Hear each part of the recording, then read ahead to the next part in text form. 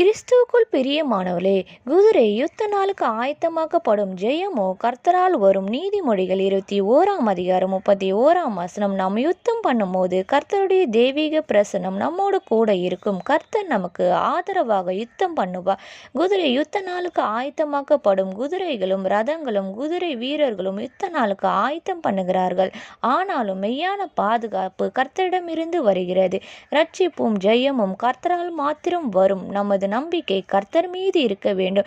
அவரே ஆபத்து வேளையை நம்மை பாதுகாக்கிறார். ஆம் பிரியமானவர்களே, நீங்களும் யுத்த காலத்தில் நின்று கொண்டு இருக்கிறீர்களா? இல்லாவிட்டால் இந்த யுத்தம் எப்போது நின்று போகும் என்று காத்து கொண்டு இருக்கிறீர்களா? இந்த சத்தத்தை கேட்டுக்கொண்டு இருக்கிற சகோதர சகோதரிகளே, கர்த்தர் உங்களை பார்த்து சொல்லுகிறார், இன்றைக்கு நீங்கள் காண்கிற எகிப்தியரை இனி என்றைக்கும் காண மாட்டீர்கள். கர்த்தர் உங்களுக்காக யுத்தம் பண்ணுவார். நீங்கள் சும்மா இருப்பீர்கள். பலன் கொண்டு திடமானதாய் இரு. நான் மோசையோடு இருந்தது போல உன்னோடு இருப்பேன். Thank you. God bless you.